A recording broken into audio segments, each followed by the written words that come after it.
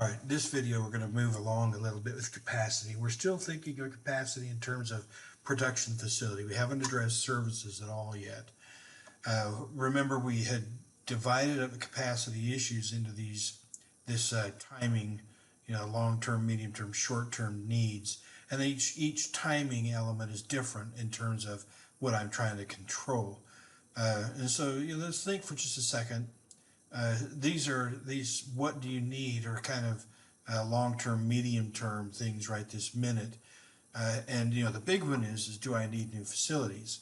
So what made Toyota decide to build a plant in Georgetown, Kentucky? What is it that made Boeing move its headquarters from Seattle to Chicago? Why is it that we're increasing these facilities and moving them? Also, and along the same line are the equipment needs in order to do the producing. Now, more on the short-term end or medium-term end, and I could have these strategies of, well, I can always increase the number of shifts. Now, that works as long as I'm not working 24 hours a day. But if I'm not, I can always increase and put in a second shift. Or maybe I could pay some people overtime and have them work longer hours until this capacity bubble passes. So other objects, or let's move on kind of the next thought. Here's the idea of how I would plan for each of these capacity issues. Okay? Now these are not really great plans, but well, not all of them are, but here's three different types of strategies. And I could have this leading strategy which says I see into the future and that my needs are going to be greater there. So let's start building today so that I can meet the needs of the future. Well, why is this a risky strategy? I didn't say it was bad, by the way. Why is this risky? Now, the risky part comes because nobody can see clearly into the future, but we can kind of feel where we're heading. For example, Apple's iPhone, where I showed earlier on an earlier video that massive increase in sales between 2011 and 2015 in their iPhone. Did somebody see that coming? How do they expand the production process to handle it? And then did they see it leveling off after 2015? All right. Now, there are some people who have had a rough time with this leading strategy.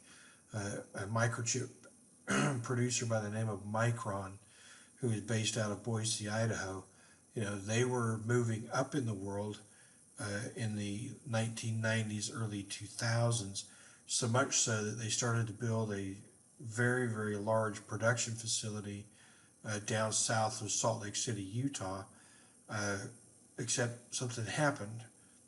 Micron's demand didn't materialize like they were hoping. And so Micron ended up with this multi-million-dollar facility that was just a shell, nobody in it, nobody using it. And so, leading strategies can be risky. But if they pay out, they could pay out big. You're ready when people are ready to buy your product. All right, matching strategies. This is us trying to build our capacity as demand grows. So rather than being out ahead of the demand, we're trying to grow at the exact same time as demand. And as the note says here, this could be an expensive strategy because it feels like you'd always be on that edge. Hey, will we have enough capacity to meet the demands next week? And will this building will be done in a couple of months, and then we can expand. It just kind of feels like it's also risky. Now, the least risky in terms of will I be stuck with excess capacity is this lagging strategy. But this one is rough on your customers. It's like, oh, there's that increase in capacity. Okay, let's start making changes. Let's start making changes now that we've had the increase in demand. So I'm constantly behind. And in the meantime, what do?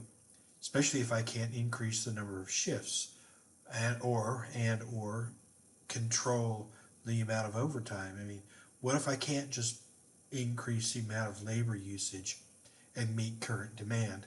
What happens if it takes a year or two to increase my capacity? Will the need for the increased capacity be gone? Will my competition have met the demands that I couldn't? Okay, so each of these types of strategies have pros and cons, but all of them are focused on the growth in demand. What's different is how they attack the problem. Do I get out ahead of it? Do I try to move with the problem simultaneously? Or do I wait for a problem to exist and then react? So for the planning process, there are several defined steps that we need to go through. And you might open up your textbook to this figure 7.2 because we're going to roll through 4 of these 5 steps in next few slides. So I don't want to go over them here. So step 1 is determine future capacity requirements. Now, this is me saying, well, what's my demand going to be like over the next 4 or 5 years? And do I have a good forecast, or at least a good history of forecasting? Okay. Next one, what do I currently have? And what are the gaps in my capacity right now? In other words, is what I'm able to produce different than my demand? And so, is my ability to produce minus the demand a positive number? And if not, where are the bottlenecks? So what is the current capacity? And do I understand the production process well enough to understand all of my capacity gaps? All right, next thing, alternatives. This is still in the creation phase. I haven't built anything yet. So can I come up with several alternatives? Am I going to build a new building that I can add on to? I mean, if I think of the $1 billion facility Apple is making down in Austin, Texas, is there room there to expand in case they need a larger campus? Or do they have enough capacity to do everything they need in that building? Where are you in the product cycle? Okay, you look back, and I don't have it open, but you look back a couple of videos, and you can see the expansion cycle on the iPhones. As 2007, just introducing the product, we start into the growth phase around 2010, where it's expanding rapidly, and then we get to a maturity phase right around 2016. So where are we at in the product cycle? And that's kind of like saying, well, what am I seeing? Am I seeing continued growth? Or have I seen about all the growth I'm going to? Other issues we have to address, what if I have supply chain partners that are feeding product to me? How are they? Do they connect well if I expand? Or are they going to have to expand too? What's going on with them? All right, now kind of on a move towards number 4, how do I evaluate the alternatives I made in step 3? And one way I would say is, if your business has experience in this expansion process, it is extremely valuable. And you should be able to use that experience and use it wisely. So let's think back to something you saw in economics, which was called economies of scale. Scale is a reference to size. And so economies of scale is a reference to my average cost per unit produced dropping as I increase the size of my production facility. So in this picture, the idea is I have created several different production facilities, and I have recorded my cost experience with each one of them. And I've seen that as I increase or expand my facilities, that these costs continue to drop. Now, will they always continue to drop? And I don't know what you remember from econ, but the answer is no. Right? There is some maximum scale.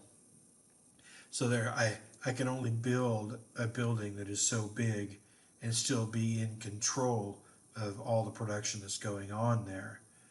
But the experiences that I have with each facility that I've built say, look, when I expand, I can reduce my costs by making something bigger than I made back here, this small facility.